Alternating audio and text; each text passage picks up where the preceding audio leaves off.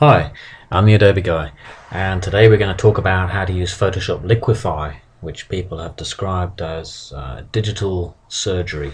So for people who can't afford boob jobs or anything like that, this is the place to come. I'm going to start by opening up Photoshop once more, and the most obvious thing people use this for is, as I say, enhancements, shall we say. So we'll take a picture here. I'm just going to zoom in a little bit so we don't embarrass the poor girl by showing us who she is. And we're going to go to Filter and Liquify. And once again, a little bit of zooming. The simplest thing to do is we're going to use the bloat tool. And I'm just going to increase the size of the brush here.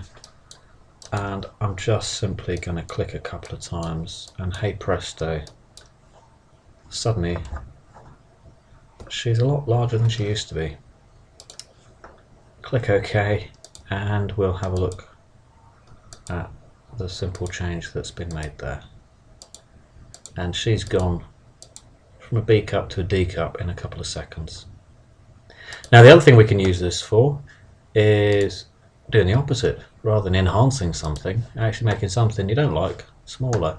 Now this is a bit unfair to this poor girl because she's already very slim. However, most of the rest of us could do with a bit of slimming in a certain area. So I'm just giving the lady a bit of a tummy tuck here. Yeah. Now you notice obviously it's distorting her t-shirt and everything else as well, like her thumbs. So what we'd do is we'd crop the picture afterwards just to get rid of that. Now if you don't like anything that I've done, I can obviously change just individual bits back to where they were before.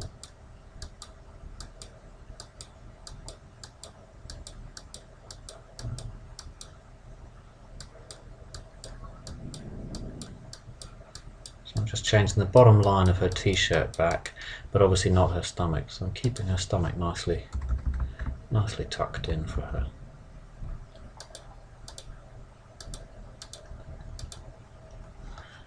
And I've overdone it here massively.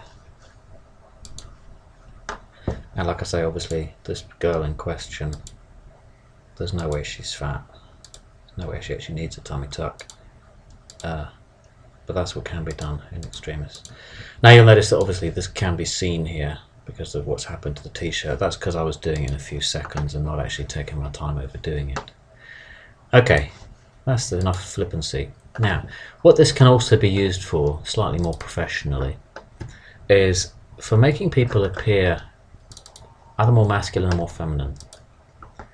Now, this lady here again, she's got a bit of a harsh jawline, which she might not like. Now there's certain typical features that are usually associated with women and others that are usually associated with men. Thick set jawlines are normally not associated with women. Let's go to Filter Liquify.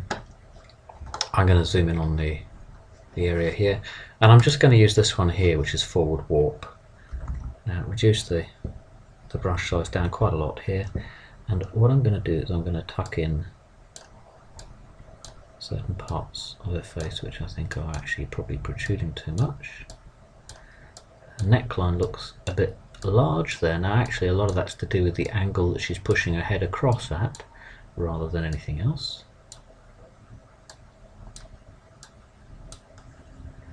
And over on this side she's got a bit of a jowl coming on, because let's be fair, she's not a teenager anymore. So I've just pulled her cheeks in and her chin in, basically giving her a bit of a facelift. Okay, let's see how that looks compared to the original. That's how she did look. That's how she looks now. And if you see here, it's had quite a dramatic effect just by reducing the jowls there. Now there's another feature which is usually associated with women. And let's go in and change that as well. And this is larger eyes. Now this may surprise a lot of people, but women tend to have larger eyes than men. I don't know if it's because the eyeballs are the same size and theirs look larger relative to the size of their heads. I don't know. I just know that women tend to have larger eyes. Click OK, go back to the original. And the key thing here is that I don't make the eyes too large I don't make them unreasonably large, because then people would notice what I've done. I just have a simple click on here. Filter Liquify. Another thing, and this is one she might actually like me for. I'm just going to reduce the size of her actual nose there. Yeah, just tucking it in a bit. And my brush is too big at the moment, so I'm just going to go over the nose there. I'm just actually straightening it slightly as well. Okay. Might have gone a bit too far there, but who cares? Yep. Definitely big difference.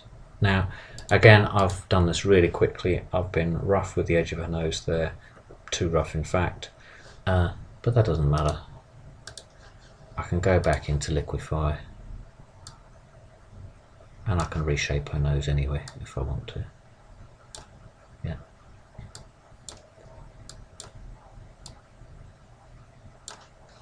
So there we go.